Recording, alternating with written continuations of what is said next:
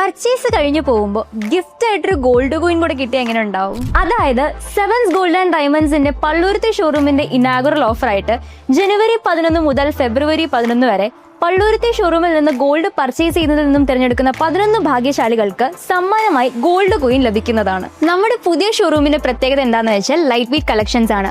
Gold rate ഒരുപാട് ഉയർന്നു നിൽക്കുന്ന സാഹചര്യത്തിൽ നമുക്ക് വാങ്ങിക്കാൻ പറ്റിയ ബെസ്റ്റ് ഓപ്ഷനാണ് light weight jewellery. Light weight ജ്വല്ലറിയുടെ ഒരുപാട് കളക്ഷൻ നമ്മുടെ സെവൻസ് ഗോൾഡ് ആൻഡ് ഡയമണ്ട്സിൽ അവൈലബിൾ ആണ്. അതുകൂടാതെ നിങ്ങളുടെ കയ്യിലുള്ള പഴയ ആഭരണങ്ങൾ അന്നത്തെ ഗോൾഡ് റേറ്റിൽ എക്സ്ചേഞ്ച് ചെയ്ത് പുതിയ ആഭരണങ്ങൾ വാങ്ങിക്കാവുന്നതാണ്. അപ്പോൾ മറക്കണ്ട, Sevens gold and diamonds Palluruthy. R പ്രകാശിന്റെ അനുസ്മരണവും 5ാമത് പുരസ്കാര സമർപ്പണവും സംഘടിപ്പിച്ചു. ശ്രീ ആർ പ്രകാശ് അനുസ്മരണവും 5ാമത് പുരസ്കാര സമർപ്പണവും 2026 ഫെബ്രുവരി 27 വെള്ളിയാഴ്ച നടത്തപ്പെട്ടു.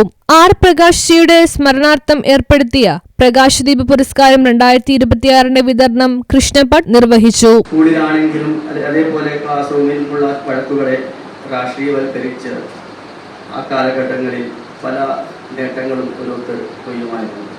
അതിനുശേഷം അങ്ങനെയുള്ള പ്രവർത്തനങ്ങൾ പ്രവണതയോ സ്കൂളുകളിലോ അല്ലെങ്കിൽ കലാലയങ്ങളിലോ ഉണ്ടായിട്ടുണ്ടായിരുന്നില്ല ആ ഒരു കാലഘട്ടം. അതിനുശേഷം ഞാൻ അമ്പലത്തിലൊരു ശാന്തിക്കാരനാണ്. അപ്പോൾ ആ അമ്പല കമ്മിറ്റിയിലും അദ്ദേഹം 10 കൊല്ലത്തോളം ഭരണ കമ്മിറ്റി അംഗമായിട്ട്. സംഘടനയുടെ വർക്കിംഗ് പ്രസിഡന്റ് പ്രദീപ് കുമാറിന്റെ അധ്യക്ഷതയിൽ ചേർന്ന യോഗത്തിൽ പുരസ്കാര ജേതാവായ വിക്ടോറിയ ആന്റണിക്ക് ലളിത പ്രകാശ് പൊന്നാട അണിയിക്കുകയും കൃഷ്ണഭട്ട് ഫലകം സമ്മാനിക്കുകയും VN ഷേണായി ക്യാഷ് അവാർഡ് സമ്മാനിക്കുകയും ചെയ്തു. ഗോപാലകൃഷ്ണൻ, ഗൗതം ഹോസ്പിറ്റൽ ഡോക്ടർ ശ്രീറാം, പുരുഷോത്തമ കമ്മത്ത് എന്നിവർ അനുസ്മരണം രേഖപ്പെടുത്തി. തുടർന്ന് അനുസ്മരണ യോഗത്തിന് ശ്രീകരം ജനറൽ സെക്രട്ടറി MG പൈ സ്വാഗതവും സെക്രട്ടറി B അനന്തരാജ് നന്ദിയും രേഖപ്പെടുത്തി. തുടർന്ന് ക്യാൻസർ ഡയാലിസിസ് രോഗികൾക്ക് സാമ്പത്തിക സഹായവും കിറ്റ് വിതരണവും നടത്തി. യോഗത്തിൽ ആർ പ്രകാശിന്റെ കുടുംബാംഗങ്ങളും സുഹൃത്തുക്കളും ആദ്യകാല പ്രവർത്തകരും ഡോക്ടർമാരും പങ്കെടുത്തു. പ്രവർത്തിക്കാനായിട്ടൊരു കഴിവുള്ളതാണെന്ന് ആവശ്യപ്പെട്ട് എൻ്റെ ഭർത്താവിൻ്റെ പൂർണ്ണ സമ്മതത്തോടുകൂടി തന്നെ ഞാൻ എറണാകുളം ജനറൽ ഹോസ്പിറ്റലിൽ ചെന്ന് ക്ലാസ് കൂടി.